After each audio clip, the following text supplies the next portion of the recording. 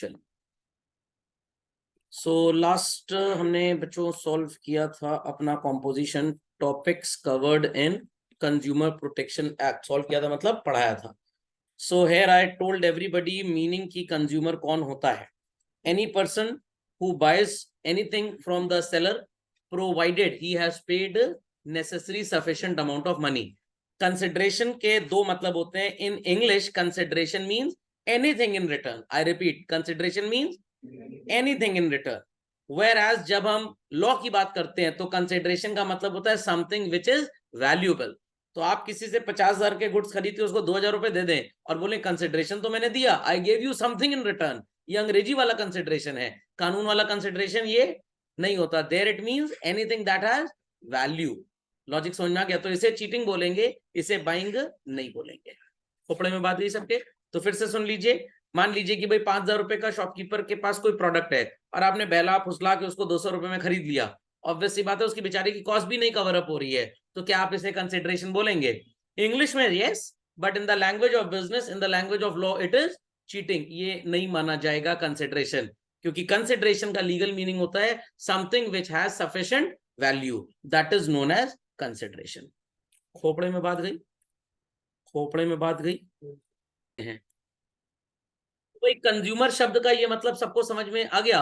तो अगर 2,000 रुपए का सामान 50 रुपए में आप किसी से खरीद लेते हैं तो आप उसके साथ चीटिंग कर रहे हैं, बिजनेस नहीं कर रहे हैं। तो यहां पे कंसिडरेशन नहीं माना जाएगा। ये बहुत इंपॉर्टेंट चीज है, केस स्टडी में लिख के आएगा। A commodity whose general market price और fair market price is ₹1,000 was purchased by the consumer from a shopkeeper under certain type of influence at ₹25 only. Will this be called as a valid consideration? आपका answer होगा no. तो consideration का मतलब अंग्रेजी में क्या होता है? समथिंग इन रिटर्न, बट कानून की भाषा में anything that has good value. Got it? चलिए चलते हैं आगे। तो कौन कंप्लेन फाइल कर सकता है? बता चुका हूं आपको। कंज्यूमर खुद फाइल कर सकता है, उसके बिहाफ पे कोई फाइल कर सकता है, कोई रजिस्टर्ड ऑर्गेनाइजेशन है, जैसे मैंने कोशा.com आपको एग्जांपल दिया था, वो फाइल कर सकता है। कंज्यूमर का वकील फाइल कर सकता है एप्लीकेशन। सेंट्रल गवर्नमेंट भी फाइल कर सकती है एप्लीकेशन। सर सेंट्रल गवर्नमेंट क्यों फाइल करेगी? भाई हमने मान लीजिए टाटा वालों से ट्रक खरीदे, गवर्नमेंट ने, डिफेंस वालों ने, और ट्रक गड़बड़ निकल गए। तो टाटा से जब गवर्नमेंट ऑफ इंडिया ने डिफेंस डिपार्टमेंट ट्रक खरीदे तो डिफेंस डिपार्टमेंट क्या बन गया? कंज्यूमर। और अगर पता लगा ट्रक में गड़बड़ी है, इन दैट केस वो उनको क्या करेंगे? कंज्यूमर कोर्ट में स्यू करेंगे। अभी आपने शाहरुख खान की एक मूवी देखी होगी जवान, उसमें गलत यूटेंसिल बोल गया मैं, वो गन सप्लाई हो जाती है, तो बाद में वो जो काला करके एक आदमी होता है उसको बोलते हैं ना कि भाई अब आपका पता साफ। तो वहां पे भी कंज्यूमर प्रोटेक्शन का वो एग्जाम्पल लिया जा सकता है। कितने महीने में कंप्लेंट फाइल करेंगे? जहां पे टेस्टिंग वेरिफिकेशन की जरूरत नहीं है 3 महीना, और बाकी केसेस में 5 महीना। ठीक है। और अगर आपको याद ना रहे तो याद कैसे रखना है? सर दुकानदार जाके बोल देंगे यार 3-5 ना करो हमारे साथ, ज्यादा 3-5 ना करो, बोलते हैं 3-5, तो इसीलिए 3-5 निकला होगा। चलिए फीचर्स बच्चों, हर तरह के बिजनेस ऑर्गेनाइजेशन पे ये एप्लीकेबल होता है। Repeat, it is applicable for all type of business applications. हर तरह का बिजनेस, चाहे छोटा बड़ा मोटा पतला कोई भी हो, हर जगह कंज्यूमर प्रोटेक्शन एक्ट लागू होगा। बट होलसेलर और रिटेलर के बीच में लागू नहीं होता। क्यों सर? इसलिए लागू नहीं होता because they are doing business, वहां पे कोई कंज्यूमर नहीं है। तो इन दैट केस वहां पे चलता है what is called as sale of goods act. Basically समझ में आ गया? कॉम्पनसेटरी इन नेचर, जितना आपका नुकसान होगा only that could be covered. आप ये नहीं बोल सकते कोर्ट में जाके या कंज्यूमर फोरम में जाके इस सेलर को सजाए मौत दे दी जज साहब, ताकि अगली बार ऐसा कोई कंज्यूमर को नुकसान पहुंचाने की सोच भी ना पाए। आपको इतना बड़ा क्रियाक्रम नहीं कर दिया उसने कि उसको सजाए मौत दी जाए। तो कॉम्पनसेटरी इन नेचर है, जो गुड्स आपको गलत सप्लाई हो गए they will be given back, या जो पैसा है आप उसको वापस ले लीजिए, बट और इससे ज्यादा कोई सजा नहीं मिल सकती। जज साहब इसको 4 महीने की जेल करवा दीजिए, कोई क्रिमिनल प्रोसीडिंग तो की नहीं है, तो जेल किस बात की होगी? एप्लीकेबल टू बोथ मैन्युफैक्चरर और ट्रेडर। अब सी यहां पे लिखा है एप्लीकेबल टू बोथ मैन्युफैक्चरर और trader when they are dealing with the consumer. I repeat, when they are dealing with the consumer. तो इस पॉइंट के आगे इसको जरूर लिख लीजिए, when they are dealing with the consumer. Consumer right सबने लिख लिया लास्ट, किसी का छूटा तो नहीं? Everybody written this? तो ये बात सबको याद रहेगी। कॉम्पनसेटरी नेचर है, सजाए मौत की पनिशमेंट सेंटेंस नहीं सुनाया जाता, किसी को उम्र कैद कर दिया जाए ऐसा भी कोई सेंटेंस नहीं सुनाया जाएगा। Understood everybody? चलिए कंज्यूमर राइट्स, ये फिर से रिपीट नहीं करेंगे बिकॉज ये ऑलरेडी हम पहले पढ़ चुके हैं। इसमें एक एग्जाम्पल आपको दे देता हूं, दीपावली का सीजन है, पटाखे के पैकेट में लिखा होता है ना, to be lit under adult supervision, और सर मान ली कोई खुद ही 24 साल का रॉकेट उसके मुंह में घुस गया तो सो कॉल्ड उसमें लिखा होता है कि भाई ये एकदम खतरनाक चीज है, इसको अपनी बुद्धि अनुसार ही इस्तेमाल करें। चलिए, who can file a complaint, already told. Consumer grievances, ये सुपर इंपॉर्टेंट है चिल्ड्रन। 20 लाख से कम का अगर आपका कॉम्पनसेशन अमाउंट है या क्लेम अमाउंट है या आपकी कंप्लेंट है, तो आप कहां पे जाएंगे? डिस्ट्रिक्ट फोरम में जाएंगे। कहां जाएंगे? District forum.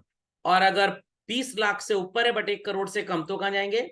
State commission. और अगर 1 करोड़ से ऊपर है तो कहां जाएंगे? National commission. समझ में आ गया? तो up to 20 lakh it is district, 20 से 1 करोड़ है तो स्टेट, और 1 करोड़ से ऊपर का क्लेम है तो नेशनल। ये लिख लीजिए, बहुत इंपॉर्टेंट है, इसमें बहुत क्वेश्चन बनते हैं। लिख दिया सबने भाई? सो ये कंज्यूमर प्रोटेक्शन एक्ट 1986 के अकॉर्डिंगली है। ये कानून जब रिपील हुआ और इसकी जगह नया आ गया, दीज थिंग्स हैव चेंज्ड। वो क्या है वो भी पढ़ेंगे, क्योंकि आपको पढ़ना दोनों है। Okay, be quick. तो 86 के हिसाब से पूछा जाए तो ये लिखना है, but new law, new consumer protection act के तहत पूछा जाए तो it is different. Quickly put it. Yes sir. So मैं यहाँ पे एज पर न्यू लॉ भी आपको लिख के दिखाता हूँ, आप वो भी लिख दीजिए। As per consumer protection act 2019,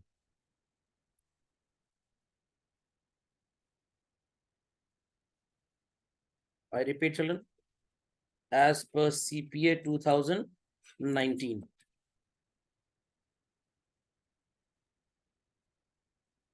the amounts are as below. Write down first. District forum up to ₹1 CR. क्या हुआ? 10 लाख था ना? ना नहीं, मेरे पास ये खुला हुआ है। स्टेट का है exceeds ₹1 crore but does not exceed 10 crore. हो सकता है बुक में कोई मिसप्रिंट होगा, ये मैं आपको कंज्यूमर प्रोटेक्शन एक्ट से देख के बता रहा हूं। For state commission,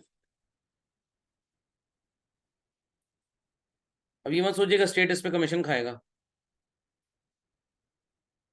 from 1 CR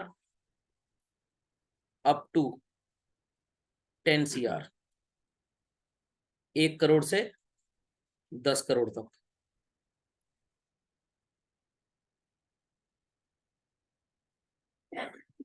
and third, national commission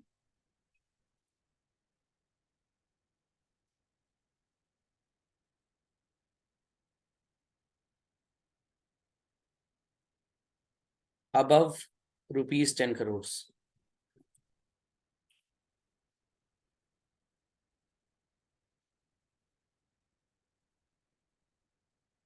Equal to this.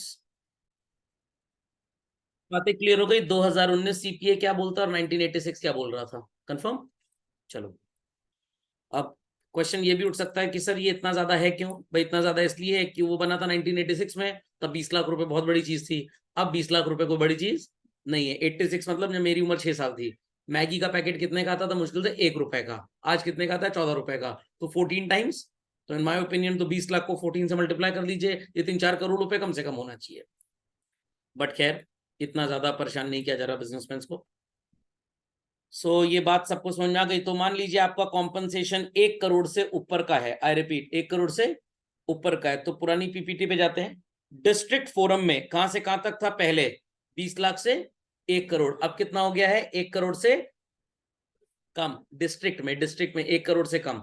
State में क्या था? पहले 20 लाख से 1 करोड़, अब हो गया 1 करोड़ से 10 करोड़। और नेशनल में क्या हो गया? 1 करोड़ से ऊपर, सॉरी 10 करोड़ से ऊपर। याद रही ये बात?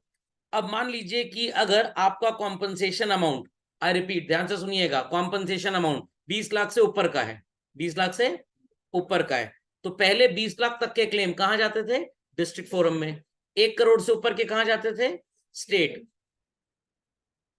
1 करोड़ से ऊपर के स्टेट में जाते थे, नेशनल में जाते थे। फिर से सुनिए, लेस देन 20 लाख है तो डिस्ट्रिक्ट, अब ये हो गया लेस देन 1 करोड़। 20 लाख से 1 करोड़ वाले कहाँ जाते थे? डिस्ट्रिक्ट में जाते थे कि स्टेट में जाते थे? स्टेट में। अब 1 करोड़ से 10 करोड़ वाले स्टेट में जाएंगे, और 1 करोड़ से ऊपर वाले पहले कहाँ जाते थे? नेशनल। अब 10 करोड़ से ऊपर वाले कहाँ जाएंगे? नेशनल। इतनी बात समझ में आ गई? पक्का? तो अब अगर मैं बोलूं कि क्लेम अमाउंट आपका 1 करोड़ से बढ़ गया, 1 करोड़ से बढ़ गया, और आप सेटिस्फाइड नहीं है, आई रिपीट, आप सेटिस्फाइड नहीं है डिस्ट्रिक्ट के सो कॉल्ड रिजल्ट से या उनके आप बोल सकते हैं जजमेंट से, तो अब आप अगले कोर्ट में, अगले कमीशन में अपना केस लेकर जा सकते हैं। फाइन। और यहाँ पे तो पुराने लॉ के हिसाब से लिखा है, तो नए लॉ के हिसाब से इसको चेंज कर लेते हैं। Let me change it as per new law. Where compensation claimed exceed rupees 10 crore and aggrieved party was not satisfied with the order of the national commission, तो सर नेशनल कमीशन के ऊपर भी कुछ है? हाँ बिल्कुल कुछ है। क्या है? Supreme court of India. और एक इंपॉर्टेंट चीज है, national commission is equivalent to the powers of children what? High court. समझ में आ गया? पक्का? तो यहाँ पे मैं कुछ कॉम्पोजिशन लिख रहा हूं। आई वॉन्ट कि सब लोग इस कॉम्पोजिशन को जरा राइट डाउन करें, ये थोड़ी इंपॉर्टेंट चीज है, थोड़ी इंपॉर्टेंट चीज है। If a party is not satisfied with the decision of the district forum,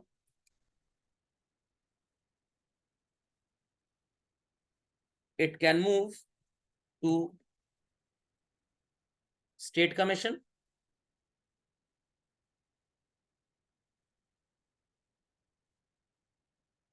and if the party is not satisfied with the decision of the state commission,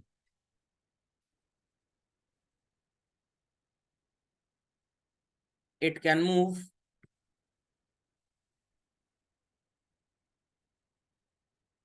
to national commission. सुनाई पड़ गई बात? And if the party is not satisfied with the decision of the national commission, it can move to supreme court of India.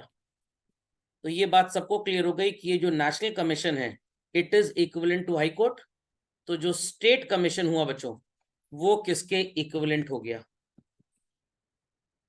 Answer lower court, जिसको आप कचहरी भी बोलते हैं। समझ में आ गई बात? तो ये इंपॉर्टेंट चीज है। आई डोंट थिंक सो कि आपने ये बात आज से पहले कहीं सुनी होगी, और एमसीक्यू इस पे आता है, क्योंकि यहाँ पे साफ साफ आपको बता दिया गया है कि भाई नेशनल कमीशन पे अगर आप अनसेटिस्फाइड है तो आप सुप्रीम कोर्ट जाइए। तो सुप्रीम कोर्ट जनरली लोग कब जाते हैं? दो बातों को ध्यान से सुनिएगा। Any matter against the constitution होगा तो सीधे सुनवाई सुप्रीम कोर्ट में होगी, हाई कोर्ट और लोअर कोर्ट में नहीं होगी। बहू और सास का झगड़ा है, पड़ोसी का झगड़ा है, ये सिविल कोर्ट में जाता है, कचहरी जिसको बोलते हैं आप। What it clear? Against the state government है, I repeat, against the state government है, तो सीधे केस कहां जाएगा? हाई कोर्ट में। अगेंस्ट द कॉन्स्टिट्यूशनल रेमेडी है, भाई हमारा कॉन्स्टिट्यूशन बोलता है एज ऑफ मेजोरिटी वोट देने के लिए 18 साल है, बट कुछ ग्रुप ऑफ लोग गवर्नमेंट से कहते हैं नहीं, अब लोगों के अंदर समझ आ गई है, आप इसको 17 साल कर दीजिए, तो अब इसकी सुनवाई होगी। ऐसे थोड़ा आपकी बात मान के कर देंगे वो लोग। तो अब आपको सिविल कोर्ट, लोअर कोर्ट नहीं जाना, डिस्ट्रिक्ट कोर्ट नहीं जाना, हाई कोर्ट नहीं जाना, कहां जाना है? सीधे सुप्रीम कोर्ट। आपको सीधे सुप्रीम कोर्ट के वकील को पकड़ना पड़ेगा। समझ में आ गया? अब ऐसा नहीं कि वकील एक ही रहता है, हर जगह वकील अलग अलग है। भाई हाई कोर्ट के वकील जनरली अलग होते हैं, लोअर कोर्ट के अलग होते हैं, सुप्रीम कोर्ट के अलग। कानून ऐसा नहीं बोलता कि आप सुप्रीम कोर्ट के वकील हैं तो आप लोअर कोर्ट में केस लड़ नहीं सकते, बट वो इज्जत की तौहीन है। और लोअर कोर्ट वाले की बेचारी की इतनी हैसियत होती नहीं कि वो सुप्रीम कोर्ट जाए। इट्स जस्ट लाइक दैट कि भाई सड़क के किनारे जो अंडा ब्रेड बेच रहा है वो कैफेटेरिया तो नहीं सेटअप करेगा ना, और कैफेटेरिया वाला कभी सड़क छाप दुकान नहीं लगाएगा। तो फर्क ये है। Is that clear? तो school teacher can teach in university, a university teacher can also teach to class nursery kids, but generally वो उस लेवल तक आएंगे नहीं। नहीं समझ में आई बात? समझ में आ गई बात? अब आपके फ्रेंड को बर्थडे पार्टी का कार्ड देना, आपके दादाजी जाएंगे? वो तो आप ही जाएंगे। और आपकी शादी का कार्ड देना है मौसा जी के यहाँ, तो भाई पापा मम्मी दादा दादी ही जाएंगे। समझ में आ गई बात? तो याद रखिएगा, that your national commission is equivalent to high court. कैसे मैंने डेरिवेशन किया? साफ साफ लिखा है कि अगर आप नेशनल कमीशन के सो कॉल्ड डिसीजन से अग्री नहीं कर रहे हैं तो आप कहां जा सकते हैं? Supreme court. सुप्रीम कोर्ट इंसान कब जाता है? पहला रीजन बता दिया, अगेंस्ट द कॉन्स्टिट्यूशन कोई मैटर हो तो, या अगर अगेंस्ट द कॉन्स्टिट्यूशन नहीं भी है, आप हाई कोर्ट में केस हार गए, तो आप कहां जा सकते हैं? आप सुप्रीम कोर्ट. तो लोअर कोर्ट से हारा हुआ हाई कोर्ट जाता है, हाई कोर्ट से हारा हुआ सुप्रीम कोर्ट. और डायरेक्ट अगर जाना है तो अगेंस्ट द स्टेट गवर्नमेंट कोई मैटर आ गया तो you will go to high court, state government है. अगेंस्ट द कॉन्स्टिट्यूशन है तो सुप्रीम कोर्ट. बाकी सिविल केसेस हैं तो लोअर कोर्ट और कचहरी में लड़े झगड़े जाते हैं. समझे बात को? पक्का? तो ये बात जरूर लिख लीजिए, बहुत फायदेमंद चीज है ये. कहां पे? If a party is not satisfied with the decision it can move. सही तो लिखा है? अच्छा, ओ सॉरी, हाँ, इन अ पार्टी भी हो सकता है. आप पार्टी में गए, बटर पनीर मसाला आपको अच्छा नहीं मिला तो आप जा सकते हैं.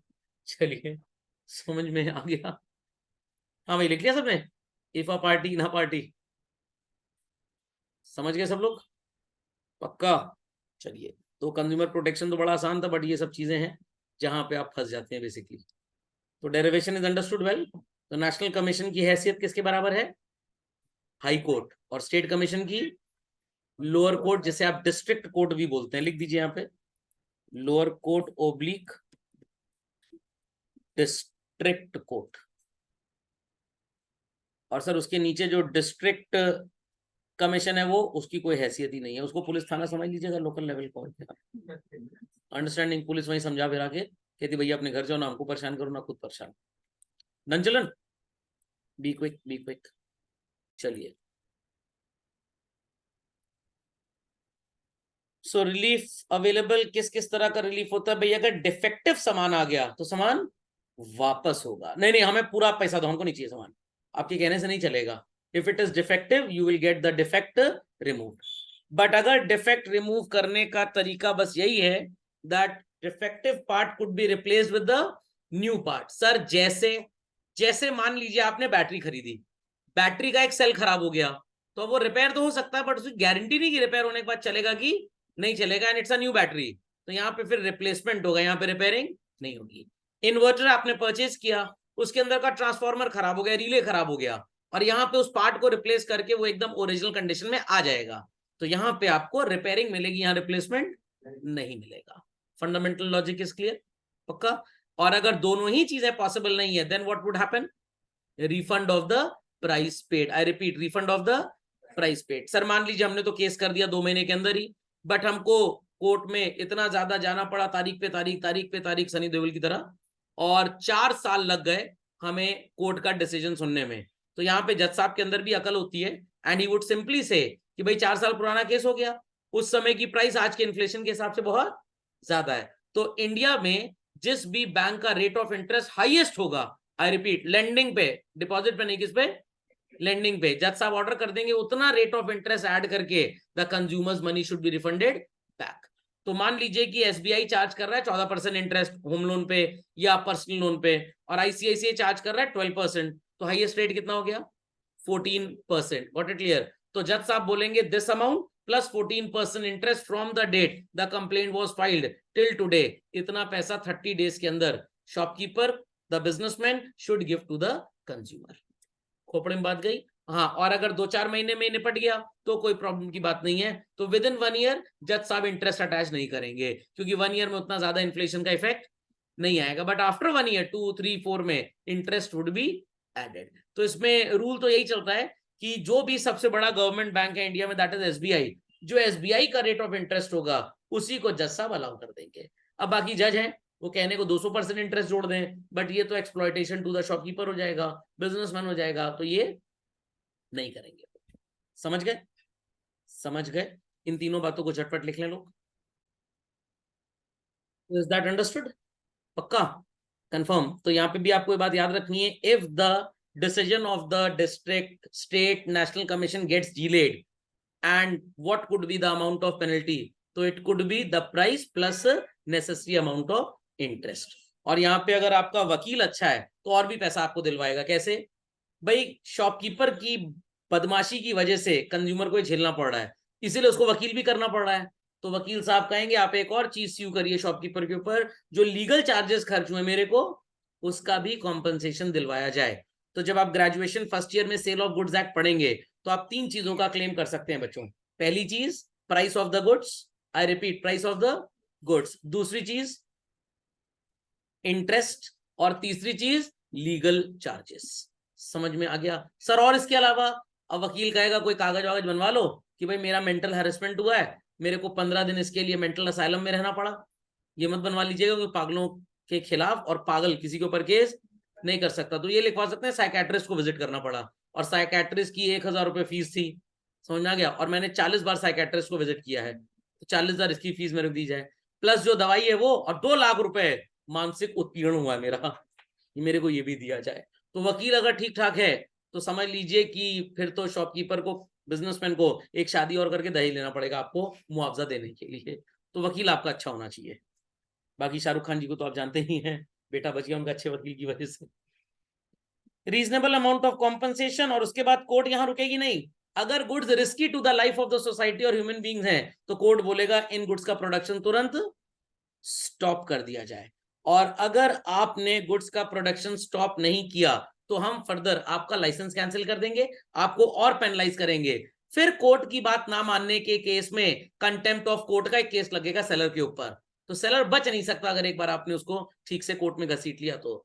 एंड देन सेलर को अपनी दुकान तो फैक्ट्री तो बंद करनी है, या अगर वो नहीं भी बंद हो रही, इस गुड्स रिस्की नहीं है, देन टू एक माफीनामा रेमीडियल एडवर्टाइजमेंट न्यूज़पेपर में उसको देना पड़ेगा कि हमसे गलती हो गई है, हम अगली बार इस तरह का गुड मैन्युफैक्चर करके लोगों को नहीं देंगे। समझ में आया कि नहीं आया? अब कुछ बच्चे सोच रहे हैं कि हम भी रॉकेट लगा लें बॉडी में चारों तरफ और उड़ जाएं स्पेस में, और पता लगा उड़े तो नहीं, शरीर का सो कॉल्ड हाथ उनका उड़ गया। तो इन दैट केस अब आप स्यू नहीं कर सकते, बिकॉज साफ साफ पहले से डिस्क्लेमर था, ये खतरनाक है, इनफ्लेमेबल है। कुछ लोग दिवाली किचन में मनाते हैं घर में, अनार वहीं फुटा लें, तो वो सब बेवकूफियां आप करेंगे तो आप कॉम्पनसेशन के लिए शॉपकीपर को या सेलर को पेनलाइज नहीं कर सकते। सो रिलीफ इज अंडरस्टूड। यहाँ पे बच्चों एक इंपॉर्टेंट चीज है, इसके अलावा सरकार को भी आपको 5% of the value of goods consumer welfare fund में जमा कराना पड़ेगा। सरकार कह रही है तुम लोग खेल कूद रहे हो, हम भी थोड़ा सा बहती गंगा में हाथ धो लें। तो अगर मान लीजिए 5 करोड़ का केस है तो 25 लाख रुपए कंज्यूमर वेलफेयर फंड में जमा होगा। सेलर तो गया बेचारा, इसीलिए सेलर ज्यादा रिस्क नहीं लेते गलत सलत सामान बेचने में, और अगर कोई गलती हुई है तो क्षमा प्रार्थी बोलकर कंज्यूमर को उतना पैसा देते हैं जैसे एयरटेल ने मेरे को दिया था। नहीं तो अगर मैंने उनको ड्रैग किया होता कोर्ट ऑफ लॉ में, पता लगा पूरे मोहल्ले को कॉम्पनसेशन देना पड़ता। ऐसे तो सिर्फ एक को ही देंगे, जंक्शन बॉक्स पे 35 कनेक्शन है, समझ में आ गया? तो उन्होंने सोचा 35 कनेक्शन सबको 200 रुपए देना पड़ेगा सर की तरह, तो 7,000 को नुकसान है, इन्हीं को 200 दे के माफी मांग लो इनसे। समझ में आया कि नहीं? ज्यादा चुलबुल पांडे बनने की जरूरत नहीं है। तो बिजनेसमैन तरक्की वही करेगा जो हमेशा हाथ जोड़ के चलेगा, नहीं तो आप बिजनेस नहीं कर सकते। समझ में आई बात? Ways and means of consumer protection, probably the last topic, copy कर लीजिए बच्चों। बिजनेस एसोसिएशन, सीआईआई, फिकी, इन सब का नाम सुना होगा लोगों ने। They create awareness among the consumers. कितनी बार बिजनेसमैन जो होता है वो भी consumer awareness campaigns and programs and नुक्कड़ नाटक के थ्रू लोगों के अंदर अवेयरनेस क्रिएट करते हैं। अब ये मत समझिएगा वो जो अमिताभ बच्चन जी का ऐड आता है कि हमारे यहाँ घड़ी डिटर्जेंट यूज होता है, उनकी घड़ी भी स्विट्जरलैंड से आती है। And instruction by consumer organisation, सामान के बैक साइड पे रैपर के लिखा होता है ना इंस्ट्रक्शंस फॉर यूज। पता लगा ब्लैक डाई थी, दादी माँ ने लगा ली और आईसाइट चली गई, तो इन दैट केस क्या आप स्यू कर सकते हैं? बिल्कुल नहीं, क्योंकि साफ साफ इंस्ट्रक्शन में लिखा था अपने हाथ के बैक साइड पे थोड़ी सी डाई लगा के देख लें, अगर आपकी स्किन पे कोई इचिंग या इरिटेशन हो तो तुरंत उसको इस्तेमाल करना स्टॉप कर दें। आपको साबित करना पड़ेगा कि हमने ऐसा टेस्ट किया था। उसके बाद ये डाई जाएगी लैब में टेस्ट होने के लिए कि इसके अंदर कहीं नाइट्रिक एसिड और सल्फ्यूरिक एसिड तो नहीं जा रहा था, या अमोनिया बहुत ज्यादा तो नहीं था। अगर ऐसा पाया जाएगा तो उस डाई का प्रोडक्शन पे बैन लगा दिया जाएगा, और अगेन आपको कॉम्पनसेशन दे दिया जाएगा। कितना सर? आंखें रिप्लेस कराने का? नहीं, आंखें रिप्लेस कराने का तो नहीं, क्योंकि गलती आपकी भी थी, आपने उसको पहले से टेस्ट नहीं किया। तो हर जगह बिजनेसमैन बचने के लिए लिख देता है please consult doctor prior it's use. अब आप कहेंगे हाँ हम गए थे डॉक्टर के पास, पर्चा कहाँ है डॉक्टर का? आपको डॉक्टर का प्रिस्क्रिप्शन दिखा के साबित करना पड़ेगा कि आपने डॉक्टर को कंसल्ट किया था कि ये डाई मेरी स्किन के लिए सूटेड है या नहीं है।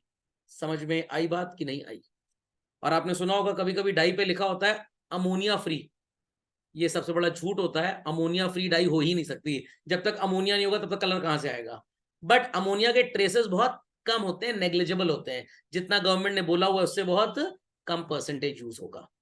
केयर फ्रॉम द गवर्नमेंट आपको क्या मिलेगी? District forum, state commission, national commission is there. District forum में कहां से कहां तक के केसेस जाते थे? Up to 20 lakh. अब कहां तक के जाते हैं? 1 करोड़। नेशनल में, सॉरी, स्टेट में कहां तक के जाते थे? 20 लाख टू 1 करोड़। अब जाते हैं 1 करोड़ टू 10 करोड़। और नेशनल कमीशन में कहां तक के जाते थे? अबव 1 करोड़। अब जाते हैं अबव 10 करोड़। समझ में आ गया? और अगर उसके बाद भी अनसेटिस्फाइड है तो you can go where? Supreme court of India, वहां जा सकते हैं। और सर वहां से भी अनसेटिस्फाइड हुए तो फिर भगवान के घर जब जाओगे तब बोल देना, उचित दंड दे दिया जाएगा। सर आईसीजे चले जाए क्या? International court of justice? नहीं, वहां पे नहीं जाएंगे आप। आईसीजे में वो केसेस सुने जाते हैं जो 2 कंट्रीज के बीच के होते हैं। समझ में आ गया? तो सर हम एक काम करेंगे, हम पाकिस्तान चले जाएंगे। अब 2 कंट्री के बीच का केस बन गया। नहीं, ऐसा नहीं होगा। Is that understood well? Government आपको अपने कोर्ट ऑफ लॉ जो भी ग्रीवियंस रिड्रेसल सिस्टम है उसके कंपैरेटिव जो भी पेनल्टी बनती है वो आपको दे देंगे और बोलेंगे कि तुरंत रिस्की गुड्स को बनाना बंद कर दो, रेमीडियल एडवर्टाइजमेंट इशू करो। और अभी बची एक चीज, what? 5% money would be deposited where? In consumer protection fund. समझ में आ गई बात? चलिए, सो मैंने बोला था ना, फिकी federation of Indian commerce chamber of industry करके कुछ है। सीआईआई क्या होता है? Chamber of Indian industry. Sir कहां पे इनका चेंबर? अरे वो एडवोकेट के चेंबर की तरह नहीं होता। Here the word chamber means group. एक आपको मैंने बताया था cellular operators association of India, एक आपको बताया था automobile manufacturers association of India. ऐसे ढेर सारे एसोसिएशंस हैं जो कंज्यूमर्स की भी चिंता करते हैं। और इन्होंने सारे बिजनेसमैन के लिए एक कोड ऑफ कंडक्ट बनाया हुआ है। तो बिजनेसमैन भी उस कोड ऑफ कंडक्ट को वायलेट नहीं कर सकता। अगर वायलेट करेगा, मान लीजिए Maruti automobile manufacturer association of India का मेंबर है, और अब ये रूल है कि BS6 से नीचे की व्हीकल्स को हम प्रोड्यूस नहीं करेंगे। What is sir this BS6? ये पोल्यूशन नॉर्म्स होते हैं। ऐसी डिवाइसेस आपको अपने गाड़ियों में लगानी पड़ेंगी जिससे कंट्री में पोल्यूशन ना हो या नेग्लिजिबल हो। और मारुति ये काम नहीं कर रहा है, तो पहले तो उसको automobile manufacturer association of India से गेट आउट कर देंगे, और फिर बाकी के automobile manufacturer association of India वाले मारुति सुजुकी के ऊपर एक केस करेंगे। सर ऐसा क्यों करेंगे? ऐसा इसलिए करेंगे गवर्नमेंट को दिखाने के लिए कि देखो हमने एसोसिएशन बनाया था, हमने ये भी लिखा था कि जो रूल फॉलो करेगा वो हमारे साथ रहेगा, और जो रूल फॉलो नहीं करेगा वो हमारे साथ नहीं रहेगा। मारुति रूल फॉलो नहीं कर रहा, इसलिए हमने मारुति को क्या किया? लीग से बाहर निकाल दिया। समझ में आ गई बात? और लीग से बाहर निकाल के उन्होंने किया कि अल्टीमेटली अपने आप को बचा लिया कि गवर्नमेंट कल को बैन का रूल जब क्रिएट करे तो वो सबके ऊपर ना लगे। किसके ऊपर लगे? सिर्फ मारुति के ऊपर। समझ में आ गया? जियो वालों ने बैंडविड्थ बढ़ा दी टावर की, जिससे छोटे चिड़िया वगैरह को नुकसान होने लग गया। मैं पहुंच गया पक्षी राजन की तरह कोर्ट। समझ में आ गया? तो सबसे पहले cellular operators association of India अपनी टीम से रिलायंस जियो को बाहर कर देंगे कि भाई ये अब नॉर्म्स को फॉलो नहीं कर रहे। क्योंकि गवर्नमेंट अगर मोबाइल टेलीकॉम पे बैन लगाती है तो बाकी लोग बच जाए अपने आप को प्रूव करने के लिए कि हम गलत नहीं है, गलत जियो वाले थे, इनको लात मार के बाहर कर दिया गया है। Is that understood well by all? पक्का? तो ऐसी ढेर सारी ऑर्गेनाइजेशंस आपको इंडिया में नजर आएंगी। तो why they do let down the code of conduct, बात समझ में आ गई? ताकि अपनी जेन्युइननेस को शो करने के लिए that we also care for everything apart from profit. है उल्टा, बट लिखते ऐसा ही है वो लोग। ओके, जैसे आपने देखा होगा एयर कंडीशनर्स पे रूल आ गया 1 अप्रैल 2022 से 2021 से, शायद 21 या 22 से, कि 24 डिग्री से नीचे कोई भी एसी काम नहीं करेगा। क्यों सर? पहले तो एसी 16 और 18 तक चलते थे। ज्यादा क्लोरोफ्लोरोकार्बन एमिट होते हैं जिससे ओजोन लेयर में छेद हो गया। सर एक काम करते हैं, फेविकोल लगा के ऊपर नीचे कागज लगा के चिपका देते हैं। कोशिश करिएगा चिपक जाए तो बता दीजिएगा मेरे को। अब ये हर कंट्री में एक स्टैंडर्ड है, बट कंपनियां इतनी चतुर हैं वो दिखाती तो हैं 24 डिग्री। व्हाट? 24 डिग्री उन डिवाइसेस पे जो गवर्नमेंट ऑफिस में जाके टेस्ट होनी है कि देखिए रिमोट पे हमने प्रोग्रामिंग कर दी कि 24 से नीचे नहीं जाएगा। समझ में आ गया? और वो रिमोट की फेक प्रोग्रामिंग होती है। तो जो रिमोट पे 26 दिखा रहा है वो एक्चुअली 24 है, जो 25.5 दिखाएगा वो 23 हो जाएगा, और जो 23 दिखाएगा वो 18 हो जाएगा, और जो 24 दिखाएगा वो 16 हो जाएगा। क्योंकि लोगों को तो एक्स्ट्रा कूलिंग चाहिए, तो सामान मार्केट में बिकेगा ही नहीं। बट गवर्नमेंट एजेंसी में जब टेस्टिंग के लिए जाएगा तो वहां पे दिखाएंगे कि 24 से नीचे टेम्परेचर आएगा ही नहीं। तो ये सब धांधलेबाजी करते हैं बिजनेसमैन, क्या करें, बेचारों को प्रॉफिट चाहिए। How they can create awareness among the consumers. एक तो हर बिजनेसमैन आजकल देने लग गया है grievance cell, consumer complaint number. हर ऑफिस में आपने देखा होगा सुझाव डिब्बा एक लगा होता है, या बस में अगर आपने ट्रैवल किया वहां पे भी एक सजेशन बॉक्स होता है, तो आप उसमें सजेशन डाल दे क्या कि ट्रैवल फ्री में कराया जाए। नो, तो कोई भी आपका ऐसा सजेशन हो जो लॉजिकल हो, आप उसको डालिए, चेक करेंगे वो लोग, देखेंगे अगर मानने लायक होगा तो दे विल फॉलो। नहीं समझे बात को? पक्का। Unfair trade practices everybody knows, and क्यों करते हैं ये सब? ताकि कंज्यूमर का इंटरेस्ट सेव्ड रहे, बैंक वाला इंटरेस्ट नहीं, उसके फायदे की बात। समझे? एक बहुत कॉमन और फेमस रूल है, लिकर शॉप्स एंड पान शॉप्स। ये रूल है चिल्ड्रन कंट्री में, इंडिया में, कि ये किसी भी एजुकेशनल इंस्टीट्यूशन के विद इन 200 मीटर्स या 2 किलोमीटर्स, कुछ ऐसी लिमिट है, उसके बीच में हो ही नहीं सकते। But do we follow this in India? Absolutely not. Sir क्यों नहीं फॉलो होता? भाई हर जगह चले जाते हैं गांधी जी कागज पे छपे हुए, जब उनका लेन देन हो गया तो सारे रूल दब जाते हैं। वो बहुत भारी होता है गांधी जी का चेहरा। ओके, अंग्रेजों की हिम्मत नहीं पड़ पाई तो हिंदुस्तानी कैसे वॉइस रेज करेंगे? तो किताब में पढ़ने के लिए अच्छा है, एग्जाम में लिखाइएगा, बढ़िया नंबर मिल जाएंगे। रियलिटी में सब कुछ चल नहीं पाता है देश में। मेरा भारत महान, 100 में 99 चोर और बेईमान। Self regulatory organisations are there, consumers many a time create organisations, जिससे मैंने आपको बताया था कोशा, या आप अपने मोहल्ले में 2-4 बच्चे हैं जो रिसेंटली लॉ पढ़ के आए हैं, 5 ईयर एडवोकेट बन गए हैं, तो वो मोहल्ले में जाके घर घर अवेयरनेस क्रिएट करें। Any type of problem you people have, come to us, हम आपकी समस्या का पूरा समाधान कर देंगे। तो इस तरह से आप भी as a student awareness create कर सकते हैं। कंज्यूमर ऑर्गेनाइजेशंस आर देयर, जो कंज्यूमर्स को एजुकेट करते हैं कि भाई अगर आपके साथ कोई नुकसान हुआ है, come to us, tell your problem, we'll frame necessary rules out, we'll take out so called necessary measures, जिसकी वजह से आपका जो भी लॉस शॉपकीपर ने किया वो पूरा कॉम्पनसेट हो जाए। समझ में आ गई बात? नहीं समझ में आई बात? पक्का। अभी कल ही मैं ट्रैवल कर रहा था फ्रॉम दिल्ली टू इलाहाबाद राजधानी एक्सप्रेस में, तो एक आ गया बेचारा, उसके पास वेटिंग का टिकट था, उसके पास सीट नहीं थी। I and my family had 5 seats, तो सोचा गया कि बेचारे को बैठा लें, फ्रॉम दिल्ली टू इलाहाबाद ही जाना है, कौन दिन में सो के जाना है। रियल केस स्टडी है, कल ही क्रिएट हुई है बच्चों, 24 घंटा 12 घंटा भी नहीं हुआ इसके स्टडी को, एकदम ताजी केस स्टडी है। तो बैठा लिया गया, टीटी साहब आए, अब उनको क्योंकि कुछ पैसे नहीं मिले थे, राजधानी के टीटी थे, कोई बात नहीं, लेक्चर रिकॉर्ड पे, कोई टेंशन की बात नहीं है, कुछ गलत तो बोल नहीं रहा। तो हम लोग को बोलने गया, अरे आपने कैसे बैठा लिया इनको, ये वो रेलवे के रूल्स हैं एंड ऑल दैट, तो आप नहीं बैठा सकते। मैंने कहा मैंने कहाँ बैठाया, he was not having the seat, he requested कि भाई मेरे को बस इलाहाबाद तक जाना है, हमारे पास सीट थी, हमारी तो यूज की नहीं थी, वी ऑल वर सिटिंग, तो हमने दे दी उसको सीट। क्या नहीं आप जानते नहीं है, वगैरह वगैरह वगैरह, ज्ञान देके चला गया। कानपुर क्रॉस हुआ, Allahabad was about to approach, तो वो इंसान तो खैर उतर नहीं लगा था, उसका क्या हुआ भगवान जाने। 1-2 को आगे जाना था, टिल असम, डिब्रूगढ़, जहां तक वो ट्रेन जाती थी।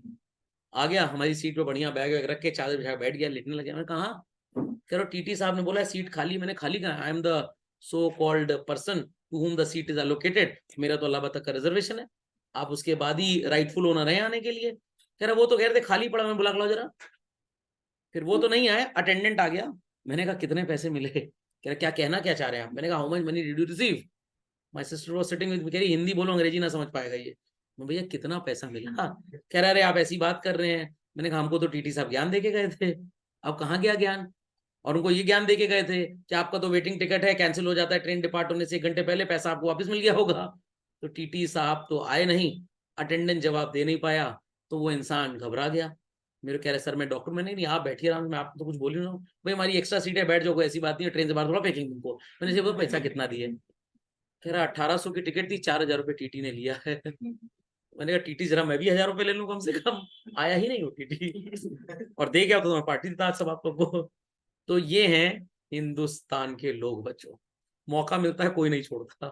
समझ में आ गया? बट थोड़े तो एथिक्स रखो कम से कम, ऑक्यूपाइड सीट पे आप कह रहे हो जाके बैठ जाओ। तो मैंने कहा पहले 2 लोग आए थे, वो चले गए, मैं 139 पे कंप्लेन करने जा रहा था, वो भी अपना बोरिया बिस्तर लेके जाने लग गया था। मैंने तुम परेशान हो तो बैठो आराम से, अटेंडेंस जगह जाओ, जरा टीटी बुला के ले आओ।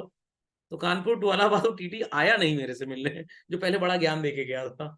मैंने कहा भाई पर्सन थे, एज थी 50-52 साल में, कहाँ उनको भगाता ऑडिट क्लियर। हमारे बच्चे छोटे थे, बगल में बैठ गए, मैंने कहा ठीक है सफिशिएंट, सब लोग कंफर्टेबली सिटिंग है, तो भाई क्यों परेशान किया जाए किसी को, और ज्ञान दे, क्योंकि भाई साहब को पैसा मिला नहीं था, फिर कुछ मिला तो हमारे साथ भी शेयर करो भाई। समझ में आ गया? तो एथिकल नहीं है यहाँ के लोग। भाई नंबर 2 का काम कर रहे हो, गड़बड़ काम कर रहे हो, तो उसमें भी शेयर कर लो कम से कम। भाई 4000 मिला, 2000 हमको, तो सीट तो हमारी थी ना। समझ में आ गया? चलिए बच्चों, कंज्यूमर प्रोटेक्शन है। केयर फ्रॉम द गवर्नमेंट बता दिया आपको मैंने क्या होता है। एग मार्क, सर अंडे का मार्क, अरे नहीं भाई, एग्रीकल्चरल कमोडिटीज जो होती है उनके सर्टिफिकेशन के लिए एक ठप्पा लगाया जाता है, एंड दैट ठप्पा is the significance of quality assurance, कि भाई ये स्टैंप अगर लगी है तो गड़बड़ नहीं है। जैसे आज धनतेरस है, मम्मी जाएंगी गोल्ड खरीदने, तो बोलिएगा हॉलमार्क एंड HUD, जो आईडी आजकल क्रिएट हो रही है, वही गोल्ड खरीदे, दूसरा गोल्ड नहीं खरीदे। सर दुकानदार अगर फेक हॉलमार्क का वो लगा ले तो लगा ही नहीं सकता, डायमंड में तो कर ही नहीं सकता क्योंकि कार्ड देना पड़ेगा। सर कार्ड तो आपने बताया था, डुप्लीकेट भी बन जाता है। अब यहाँ पे शॉपकीपर को आपको विश्वास करना पड़ेगा। समझ में आया कि नहीं आया? पक्का। इसीलिए तनिष्क, ब्लू स्टोन, कार्ट लेन, ये जो सर्टिफाइड ज्वेलर्स होते हैं, एंड इवन लोकल लेवल पे जो अच्छे ज्वेलर्स हैं, वो आजकल बारकोड भी लगाने लग गए हैं। आप उसको चेक कर सकते हैं और वो डुप्लीकेट नहीं होगा। वो कार्ड डुप्लीकेट छप सकता है बट बारकोड डुप्लीकेट नहीं छप सकता। Is that clear? Wool mark ये किस पे होता है? कपड़े पे होता है। हॉलमार्क सर तो आर्ची से कार्ड पे भी होता है, हाँ स्टिकर वही वाला लिया गया है, बट हम हॉलमार्क ज्वेलरी पे बात कर रहे हैं। एंड देन इको मार्क होता है, ये जो पोल्यूशन फ्री प्रोडक्ट्स होते हैं, इस पे इस तरह का ठप्पा मिलेगा। सर मान लीजिए कोई बिजनेसमैन ऐसे ठप्पे गूगल से डाउनलोड करके अपने प्रोडक्ट पे लगा के बेचे, but he is not having the actual certification. आपको पता लग जाए, आप स्यू करो, गवर्नमेंट उसकी छानबीन करेगी और फिर उसकी बैंड बजाई जाएगी कायदे से। तो इतना जनरली अब करता नहीं बिजनेसमैन, क्योंकि पीपल आर अवेयर। सो चलो अगले लेक्चर में the last topic is duties and responsibilities of consumer. एक मैंने ड्यूटी अभी आपको थोड़ी देर पहले बताई थी, the case of Rajdhani express 12/4/24 from Delhi to Dibrugarh. समझ में आ गया? तो मैंने बोला, मैंने ऐसे ही बोला कितना पैसा पाए, अच्छा ये बताओ जरा। अगल बगल लोग डर गए, आप क्या बोले, मैं गलत थोड़ा बोल रहा हूँ। समझ में आ गया? तो लोग ऐसे डरते भी है बोलने से, बट मैंने कहा नहीं, हमारे साथ तो जनता बहुत बड़ी है, छोड़ देंगे पूरी जनता अपने ऊपर। चलिए समझ गए? तो ड्यूटीज एंड रिस्पॉन्सिबिलिटीज अगले लेक्चर का टॉपिक है। पढ़ा हुआ कुछ नया नहीं है, जागो ग्राहक जागो एंड ऑल दैट आपको याद होगा। कभी भी सामान खरीदे बिल जरूर लें। चलिए बच्चों, आज की सेवाएं यही समाप्त होती हैं।